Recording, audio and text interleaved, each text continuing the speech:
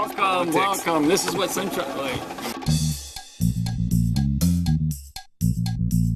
We have the Saison de Buffet going on, which is a play on the Saison de Buff, of course.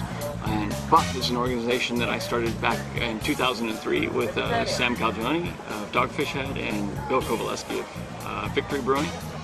Buff stands for Brewers United for Freedom of Flavor. And we started this organization because back in 2003, craft brewers weren't getting any attention in the media.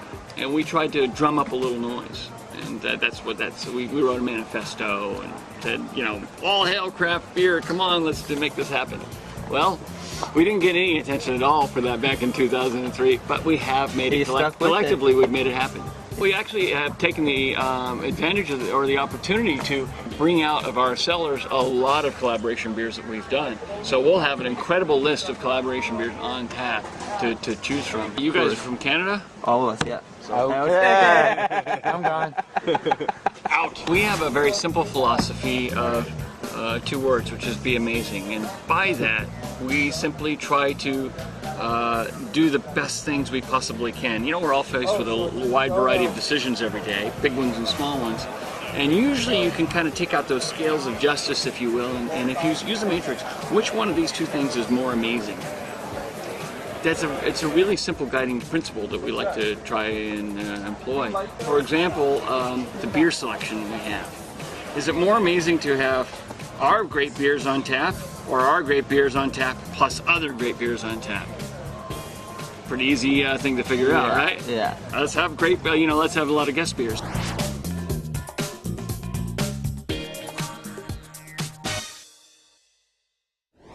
Canadian craft brewers, are they making really big, bold, loud, beers, or are they more polite, reserved, and even keel? Probably just starting to play in that kettle now. Okay. Traditionally a lager nation, that we're craft brewers, I think, are now starting to say, okay, you know what? Let's try something because it's more fun than not trying something. I think the handcuffs are off some of these craft brewers a little bit. I think they're seeing the success of some of the stuff that's going on in the U.S. I think there's an appetite, to take a bit more risk from some of these brewers that they probably wouldn't have done even 2 years ago. Mm-hmm. I look forward to certainly sampling a lot of beers when I'm up at the, great opportunity. So. Absolutely. Turns out I like beer.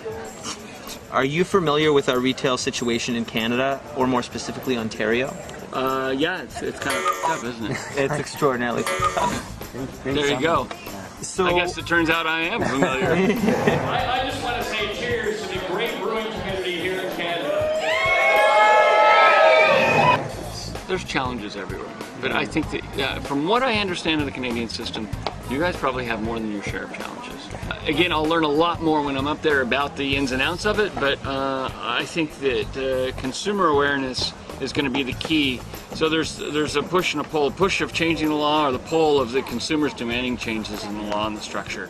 I believe in the rights of craft brewers and the rights of consumers. Consumer rights, I think, really are the most important piece of it. If a consumer wants access to something and it's reasonable to allow them access, dogs and cats won't run wild in the streets, right? Chaos won't ensue. If a consumer has a choice of the craft beer, or hell, even the commodity beer that they want. If they want it, they should be able to have it. In the United States, we have a challenge with franchise laws, which is there are laws in state to state, they differ, where a wholesaler has a brand rights to say Stone, and if we want to change the wholesaler in that state or region, in some states it's either extraordinarily difficult or impossible.